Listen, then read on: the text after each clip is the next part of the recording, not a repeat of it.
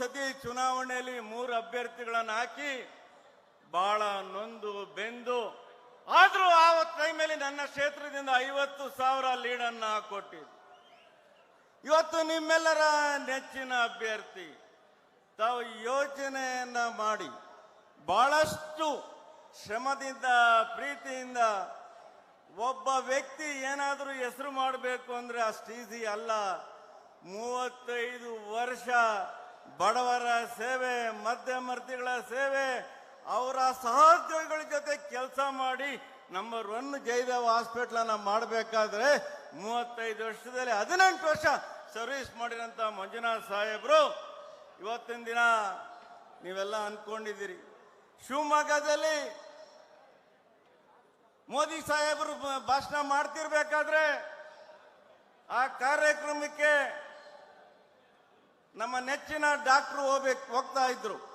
ಆಗ ಅನ್ಸೂಯ ಅಕ್ಕನವರು ಇನ್ನ 50-50 ಇದ್ರು. ಆಗ ಅಕ್ಕ ಹೇಳಿದೆ ನೀವು ಹೋಗಿ ಬಂದ್ಬಿಡಿ ಜೊತೆಯಲ್ಲಿ ಅಂತ. ಅಲ್ಲಿ ಮೋದಿ ಸಾಹೇಬ್ರು ಏನ್ ಹೇಳಿದ್ರು ಗೊತ್ತಾ? ಡಾಕ್ಟರ್ ಸಾಬ್ ನೀವು ಗೆಲ್ತೀರಾ, ನನ್ನ ಜೊತೆ ಮಂತ್ರಿ ಆಗ್ತೀರಂತನೂ ಹೇಳಿದ್ದಾರೆ. ನಾನು ಜಾಸ್ತಿ ಮಾತಾಡೋದಕ್ಕಿಂತ ನಂದು ಓವರ್ ರೆಡ್ ಲೈನ್ ಅಲ್ಲ, ನಂದು ಅಂಡರ್ಗ್ರೌಂಡ್ ಕೇಬಲ್ ನನ್ನ ಕ್ಷೇತ್ರ.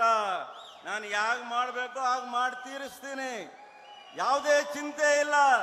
ನನ್ನ ಕಾರ್ಯಕರ್ತರ ಪಡೆ ಇದೆ, ನಮ್ಮ ನಿಷ್ಠಾವಂತ ನಾಯಕರುಗಳಿದ್ದಾರೆ.